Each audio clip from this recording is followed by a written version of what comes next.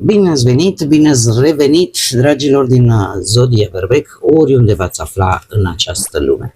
Suntem din nou împreună la o nouă lectură pentru următoarea săptămână a lunii august, mai precis perioada cuprinsă între 17 până pe 23 august. Așa că, dragilor, toți cei care aveți nu doar soarele, ci și luna, Venus sau poate ascendentul în Zodia Berbec, această lectură este de asemenea și pentru voi.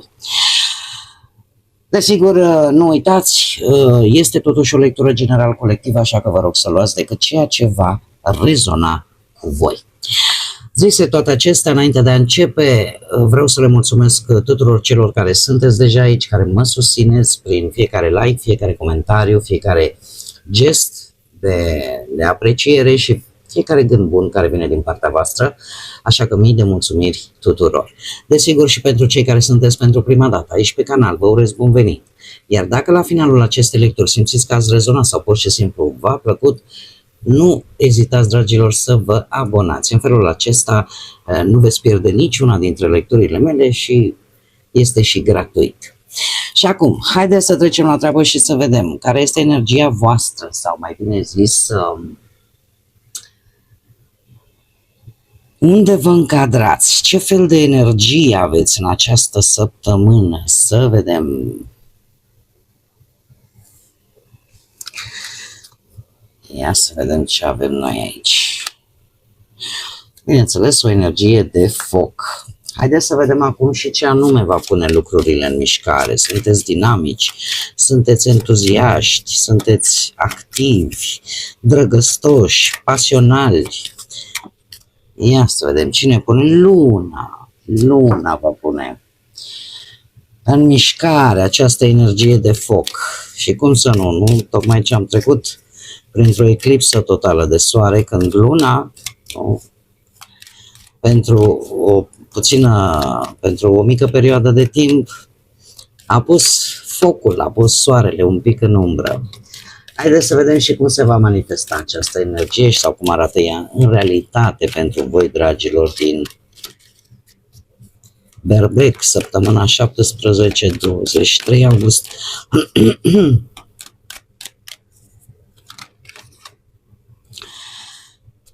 Se va manifesta ca o energie feminină de Gemeni. Foarte bunii dintre voi aveți legătură în mod direct cu această zodie.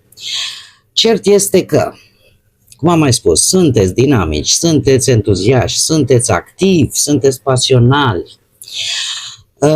Luna, de asemenea, vine cu o energie feminină.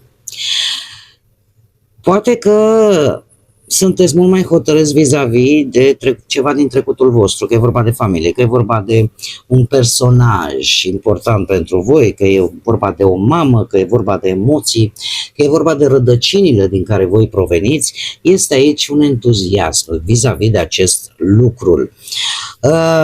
E posibil să traversați o săptămână cu schimbări bruște de umor, dificultăți poate în a comunica cu ceilalți. De ce? Pentru că aici avem, vedeți, luna face parte din acea energie mai feminină, mai de apă. Și voi aici e ca și cum, dom'le, eu vreau să mă manifest, dar cumva țin lucrul ăsta în subconștientul meu, parcă nu vreau să-l arăt, parcă nu vreau, și asta vă face să fiți foarte schimbători, foarte capricioși, ca să spunem așa. Asta poate să vă aducă niște fluctuații emoționale, chiar și mentale, să fiți foarte schimbători, foarte imprevizibili în anumite reacții și, în schimb, când e vorba de comunicare, se pare că veți fi chiar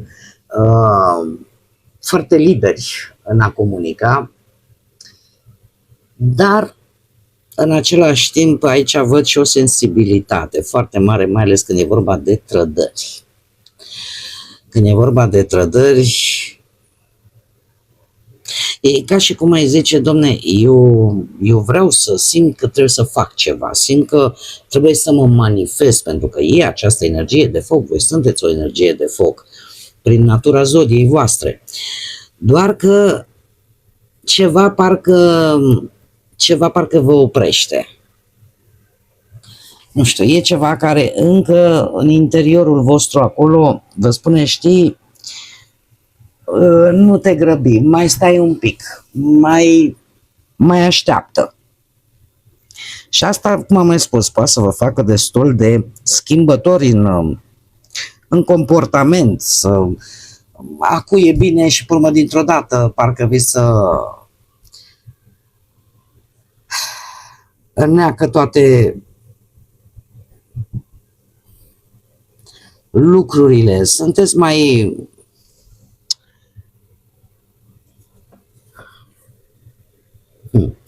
mult mai ambigu.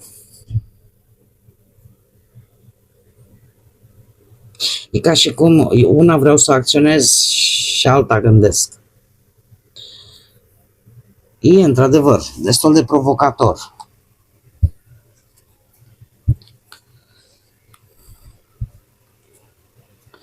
Totuși grijă la felul în care comunicați. Pentru că sunteți energia asta a gemenilor, în afară de faptul că pune foarte mult accent pe schimbările astea bruște de atitudine. Acum e bine, acum 5 nu mai e bine. Dar ne vorbește de o libertate în dialogul vostru cu ceilalți, parcă un pic prea mare. Haideți să vedem ce ne spune tarotul, ce vine pentru dragii mei din Berbec în săptămâna 17-23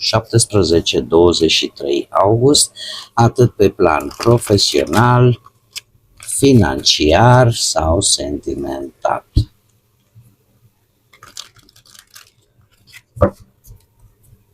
Ia să vedem.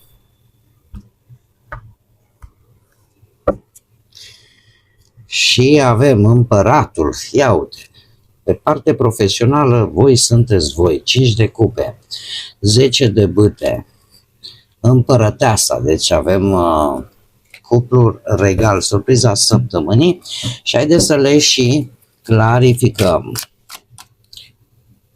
La cei singuri aici avem zodia Taur. Haideți să vedem, clarificăm pentru dragii mei din Berbec, săptămâna 17-23 august, clarificăm împăratul. Clarificăm împăratul, te rog.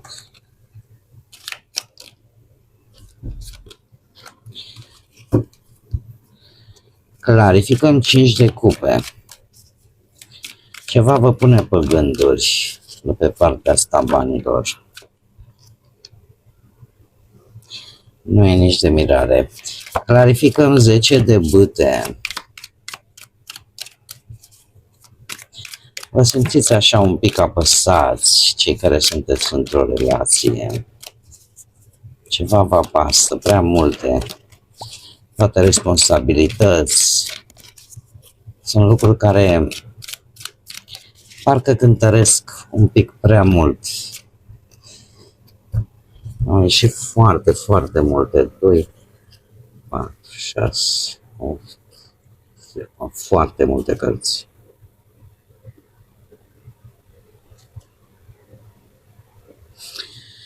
Pot să vă dau un mesaj așa foarte pe scurt.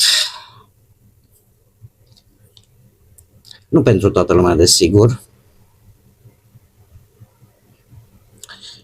Unora dintre voi nu vă mai convin anumite lucruri în relația voastră. Nu știu dacă aveți zodii de apă, ca și parteneri, Rac, Pești sau Scorpion.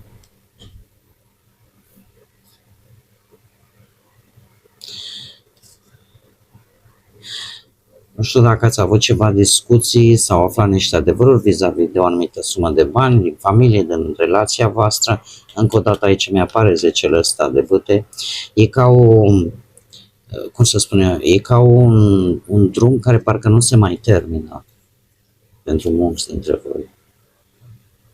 Am aici și niște zodii de pământ, Taur, Fecioară, cum am mai spus, Capricorn, zodii de apă.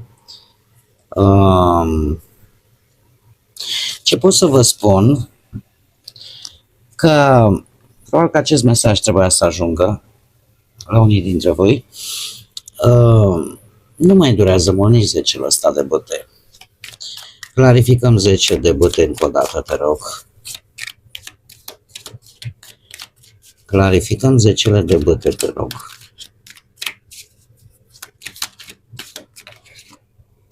Ce v-am zis că nu mai durează mult? Nu mai durează mult, dragii mei. Bun, hai să vedem. Clarificăm împărăteasa.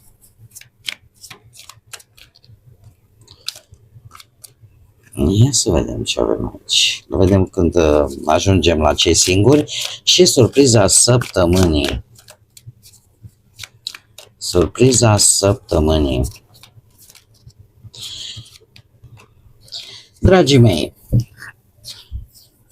haideți să vedem pe partea asta profesiei, a muncii.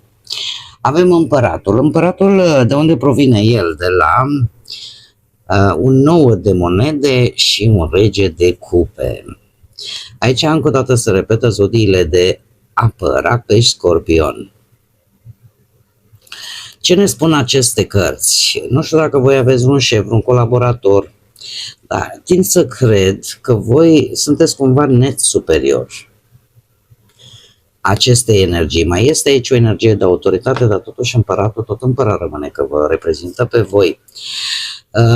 Există aici, a existat o conjunctură foarte favorabilă vouă din punctul ăsta de vedere profesional, pentru că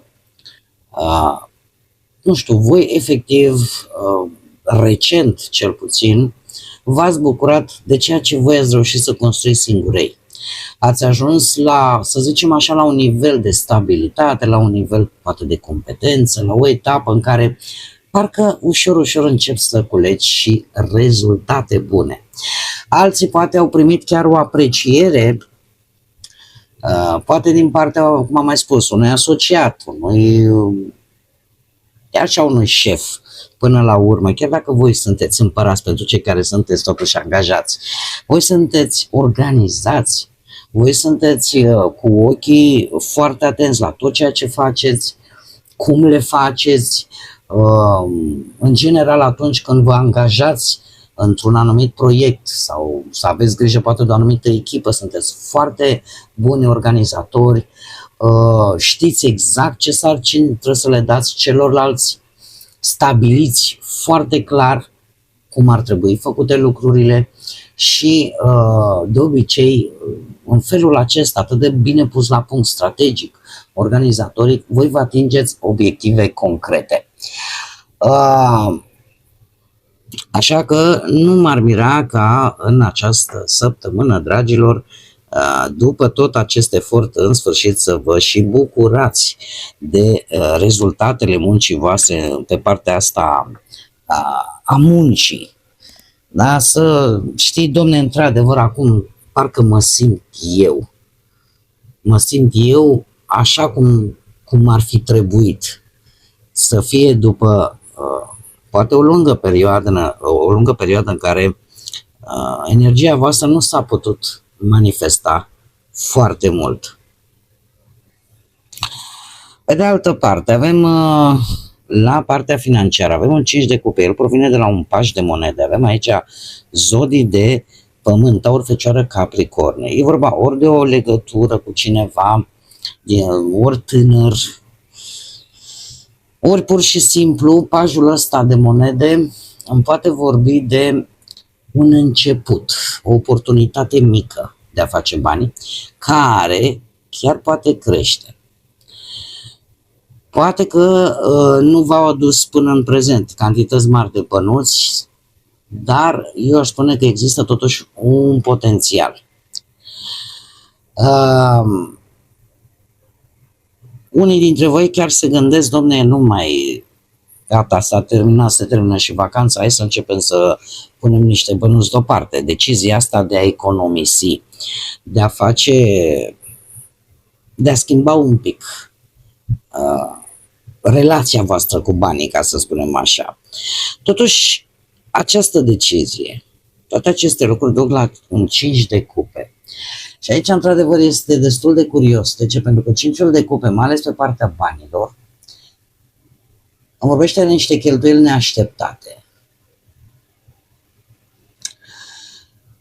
Asta ar putea să fie pe de-o parte. Pe de altă parte, voi veți evalua o anumită situație unde voi simțiți că ieșiți mai mult pe pierdere decât pe câștig și o veți gândi și o veți regândi de o grămadă de ori, pentru că e ca și cum ai zice, parcă mi se scurg bani așa printre degete. Nu știu, ar putea să fie o investiție vis-a-vis de o persoană. O persoană care poate vrea să studieze. Sau, uite, să începe școala, mai e puțin. Și copilul, nu știu, poate merge mai departe. Și ți-ai făcut un plan, domnule, să mă încadrez, uite, banii pe rechizite, să mă încadrez în cutare sumă. S-ar putea să vă cam dea un pic peste cap. Nu că ar fi vreo noutate. Mai ales în vremurile care le trăim și indiferent de unde ne aflăm. În ce țară ne aflăm. Așa că, dragilor, pe partea asta banilor, e vorba de reevaluări, e vorba de cheltuieli posibil neașteptate, ceva care, chiar dacă voi ați luat decizia asta, dom'le, trebuie să fiu mai econom, e posibil să vă apară aceste cheltuieli și să simțiți oarecum că, uite, dom'le, m-am pregătit cu o sumă și, de fapt, parcă nu pot să o țin sub control. În schimb, pe partea asta relației, pentru cei care sunteți deja într-un cuplu, avem, cum am mai spus, un 10 de bâte. 10 de bâte îmi vorbește de o relație într-un moment destul de tensionat, să spunem. Așa cum am mai spus încă de la început, sunt multe responsabilități, sunt posibil și anumite probleme de rezolvat în relația voastră, în familia voastră.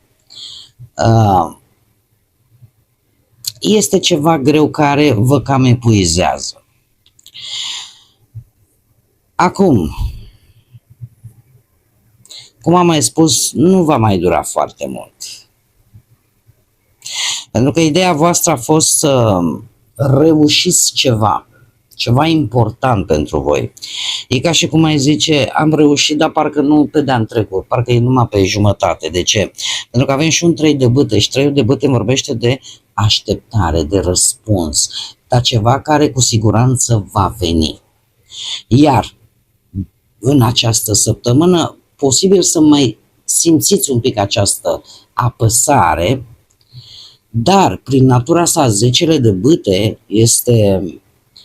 ne arată și un sfârșit de etapă, dar care va depinde foarte mult de acest răspuns. Poate chiar acest răspuns vă apasă și nu știți voi exact, dar cum o fi, și te tot gândești și tot aștepți. Ideea este, într-adevăr, pleacă de la ceva bun cu 6 de bâte în relația voastră.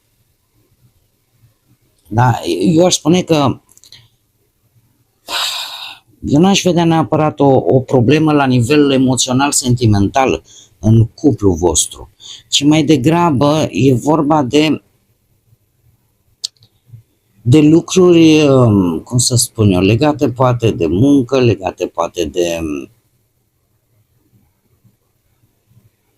de toate lucrurile astea care în ultima vreme poate voi le-ați dus în spate. Dar nu va mai dura mult. Asta pot să vă spun. Pentru că 10 de bâte, așa cum am mai spus, nu doar că arată foarte multă încărcătură, dar și foarte multă oboseală, dar de asemenea, cum am mai spus, indică și un sfârșit de etapă. Acum, cei singurei, avem aici împărăteasa. Ei, dragilor, la voi se pare că sunteți foarte creativi în această săptămână. O să începeți să vă interesați mai mult de aspectul vostru fizic.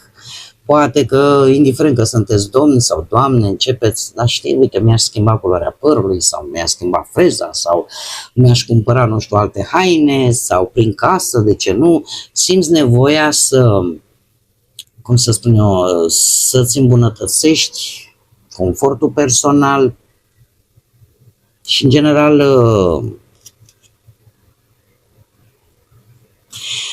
nu e întâmplare, să știți.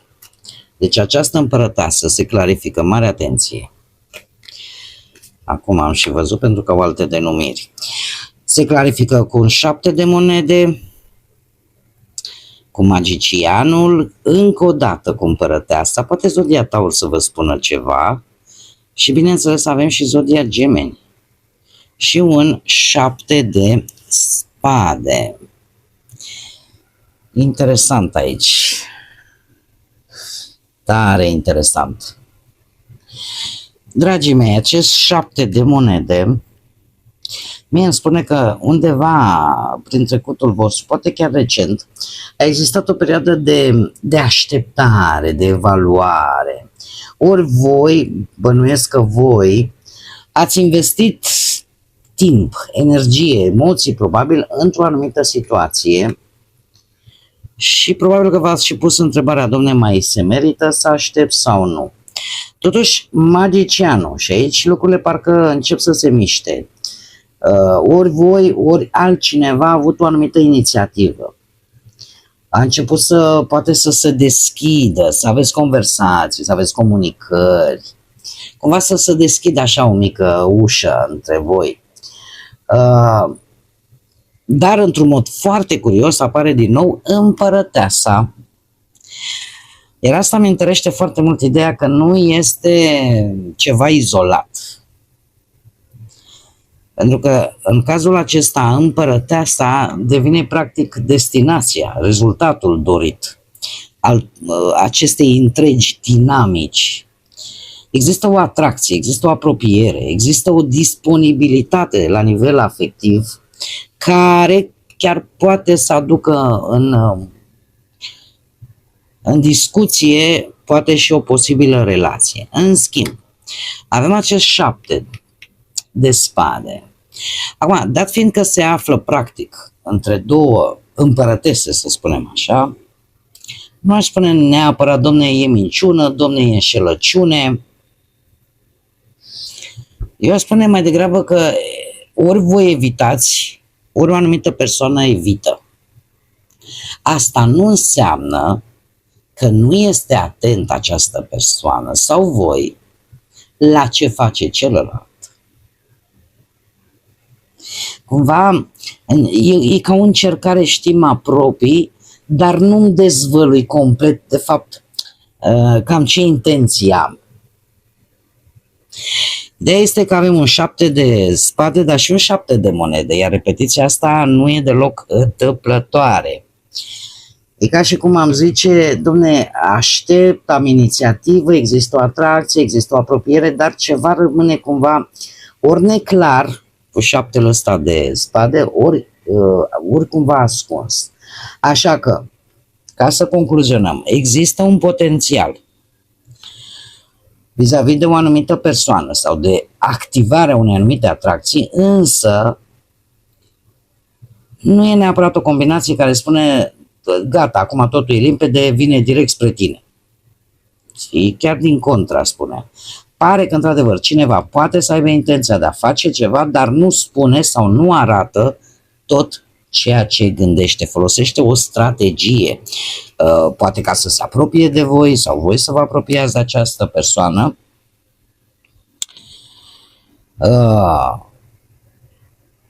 Pentru că e aici o reținere totuși. Nu știu dacă această energie, cum am mai zis, are legătură cu zodia Taur. Surpriza săptămânii o aduce un 3 de monede, o colaborare.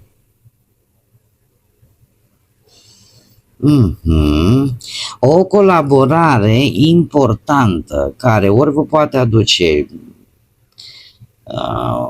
ceva pe partea asta profesională sau chiar pe partea financiară. Deci o colaborare surprinzătoare, importantă, este ceva o situație care nu va depinde doar de voi, ci veți avea ajutor, nevoie de fapt și de sprijin sau ajutor sau e ceva care nu se face singur. Da? Sau să-l faceți voi de unii singurei așa. E nevoie și de alte energii. De unde provine el? De la un 7 de bâte. voi ați avut curaj, ați fost foarte perseverenți vis-a-vis de o situație care duce la această colaborare, la acest trei de monede, la o muncă în echipă, la un rezultat care deja parcă devine mai palpabil. Da? Colaborări, lucruri pentru care voi v-ați zbătut și chiar ați ținut cu dinții să le realizați. Haideți să vedem ce ne spune și oracolul Moonology, oracolul lunii. Ia să vedem ce mesaj am pentru dragii mei din Berbec. Săptămâna 17-23 august. Vai, dar numai multe așa, numai... Uite, mă. Și avem așa. O lună fixă, foarte interesant aici. Păstrează-ți viziunea. Sau eu mai degrabă aș spune, nu renunța la ea. Ce înseamnă asta pentru voi, dragilor? Să nu renunțați la ceea ce aveți voi în vedere să faceți, doar pentru că lucrurile nu se mișcă încă într-un ritm mai alert. Această lună fixă aduce așa în prim plan ideea asta de stabilitate, de perseverență, de menținerea direcției. Nu este un mesaj de grabă, da, ca să vă grăbiți, sau de schimbarea planului la primul obstacol, la prima piatră care se pune în drumul vostru. E mai degrabă, aș spune, rămâneți fideli intenției voastre și lăsați lucrurile să se așeze în ritmul lor. Da? Așa că cam asta este mesajul final al acestei lecturi pentru voi, dragilor din Berbec. Eu oricum vă mulțumesc tare mult că ați fost alături de mine, iar până data viitoare când ne vom reîntâlni la o nouă lectură, nu uitați, suflete frumoase, să gândiți înalt, să zburați înalt și desigur să lăsați pacea, iubirea, credința și lumina să vă însoțească la fiecare pas.